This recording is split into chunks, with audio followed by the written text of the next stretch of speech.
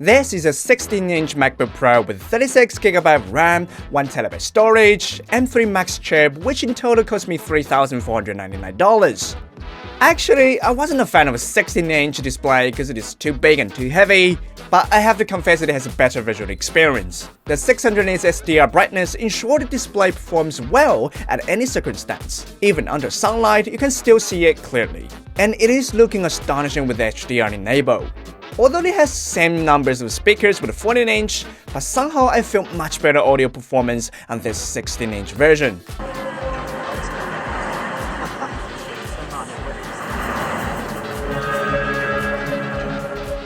The body weight is the sacrifice. I can easily carry the 14-inch before, but the 16-inch, nope. The portability wasn't an advantage on 14-inch due to its compact size. I can even fit it in a commuting bag. But now the 16-inch is not only too heavy to hold with one hand, and should need a much bigger bag to fit it. But nevertheless, these are not the topics I'm gonna talk about today. What really attracts me and made me curious is something we don't much hear about before.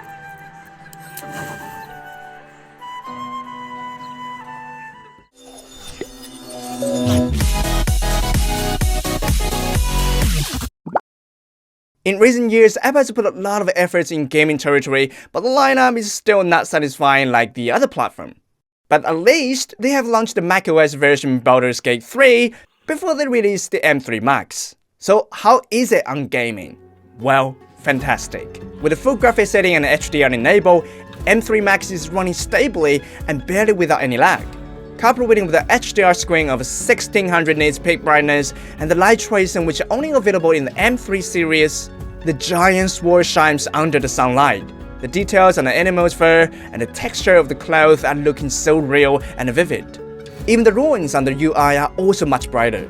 It is overall so good to look at, and I don't want to use the other monitors since I bought it. Even the 4K display can no more satisfies me.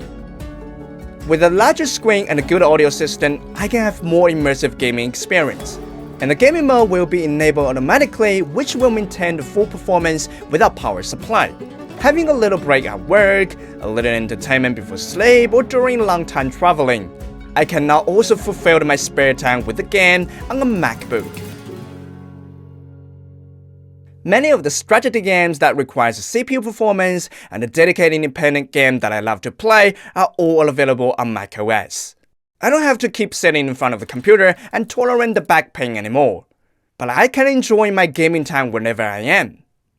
And most importantly, this is not achieved on a console or a gaming laptop, but a MacBook Pro. But there's a big drawback on gaming though, the platform. Even the macOS-based Baldur's Gate still cannot catch up the latest update, and you cannot install the mode freely like on Windows. The battery consumption is huge as well. It will be finishing in an hour without plugging the charger, which has to be 140 watts. Well, you may wonder how I play games on MacBook when there's no space to place your mouse. The answer is, I will use the trackpad instead. Using trackpad to play games is better than I expected, but of course it is not very practical to keep playing with trackpad for a long time or games with a quick movement and clicks like FPS games. So you may still need a mouse, but it won't be very convenient because after all you need to find a desk. As for the gaming porting toolkit that I mentioned in the press conference, it's harder than expected to operate. It is surprising that MacBook can nowadays offer wonderful gaming experience as well. But is it really will be the reason for you to purchase it? I doubt.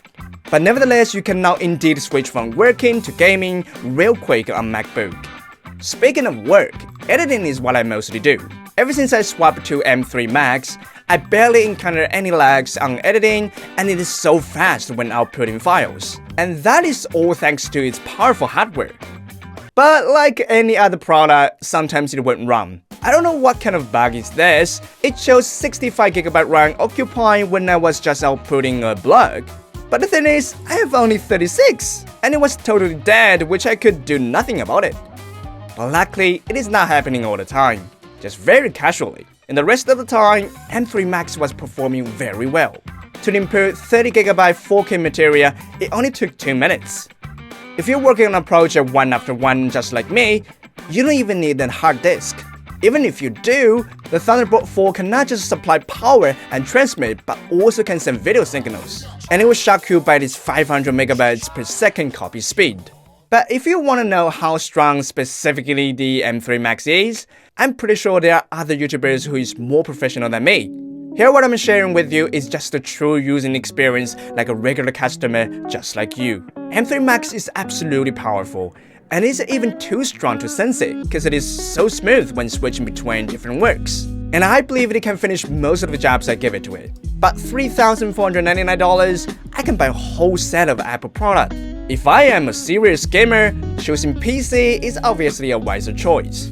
And my work doesn't demand much hardware performance, so maybe an M1 Pro will be enough.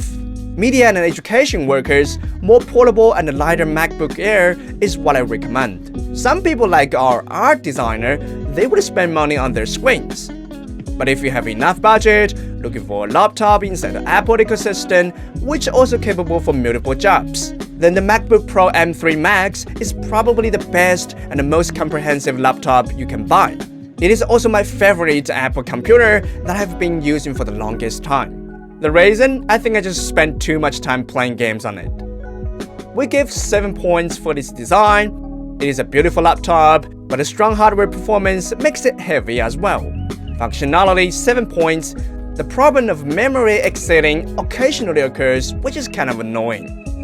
Accessibility 7 points. The MacBook Pro is not the only product that benefited from Apple's system. Cost performance 6 points. Powerful chip, big improvement, but also too expensive. 16-inch MacBook Pro M3 Max.